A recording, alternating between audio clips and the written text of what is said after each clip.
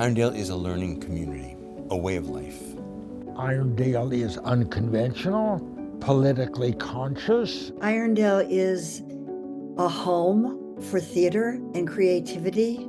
A place where conversation happens, a place where transformation happens. Irondale is a place that accumulates purpose and meaning as the years roll by. Irondale is a safe space, a mirror to oneself, if you're willing to look at it.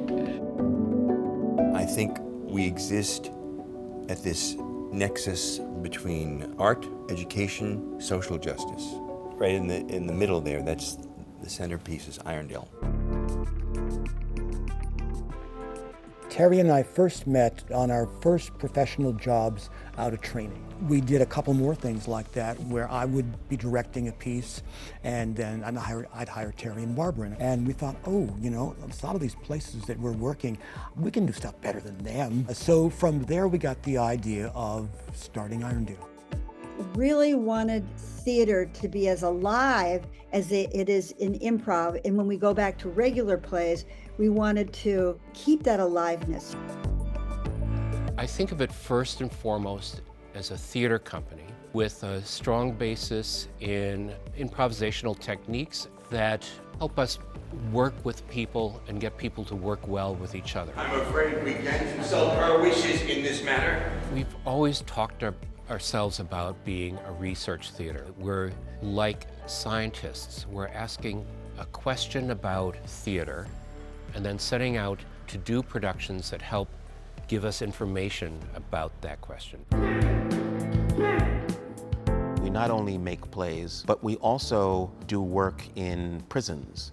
We do work in community centers, drug rehabilitation centers, on things like job skills. How do you interview for a job? How do you look somebody in the eye? How do you answer that really tough question? So, tell me about yourself.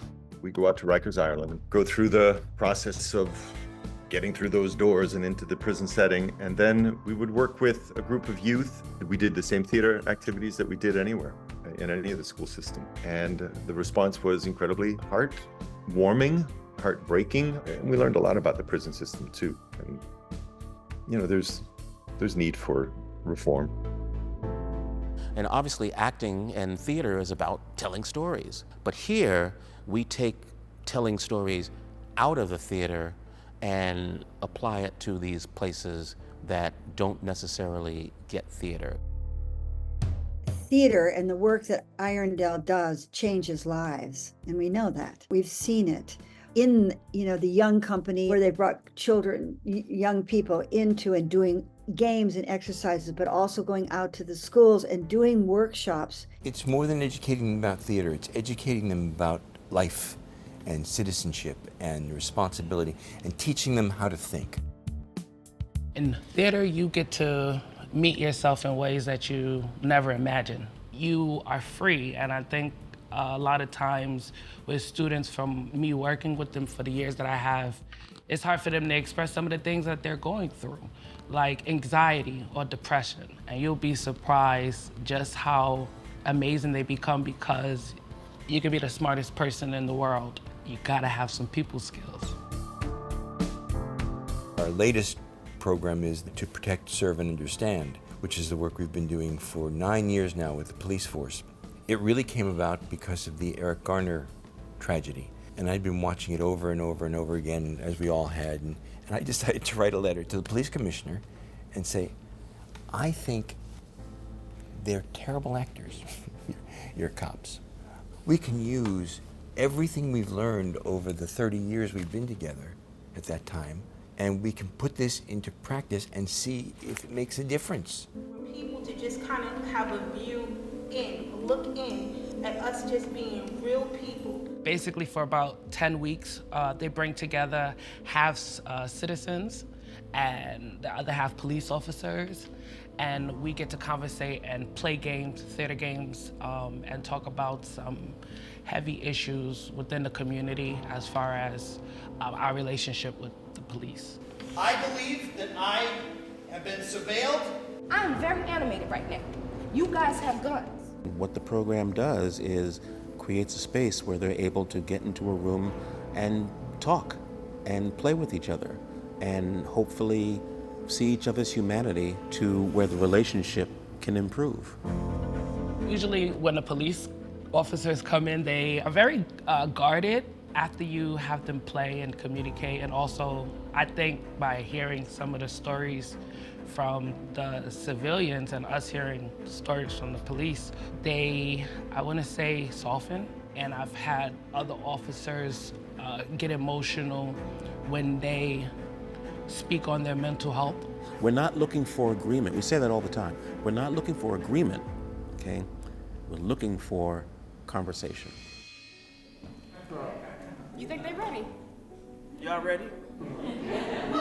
See? Y'all they don't sound ready to me. Y'all ready? Every so often, the idea comes up that, do we really need theater?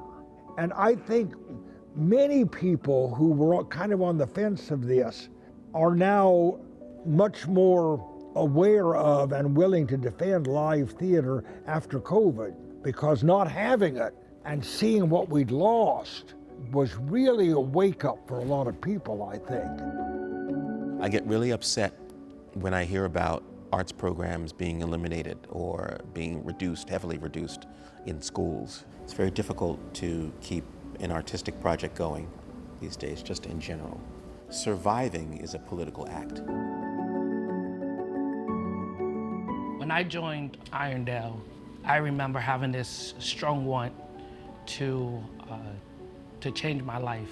I wanted to change, but I didn't know how, and I was so scared to share my struggle with depression and suicide. I just remember Terry gave me this hug, and he answered every want and question that I had just from the hug. Them inviting me back to continue to work and give me employment as an artist of work that I really love to do, that makes me want to wake up in the morning. It just was life-saving. So I know I'm a part of something, and I know that my honesty is necessary here. My deepest prayer for Irondale is that they continue to find the funding and continue to make a difference in the community, because it is a hidden treasure. And I want everyone to know about Irondale.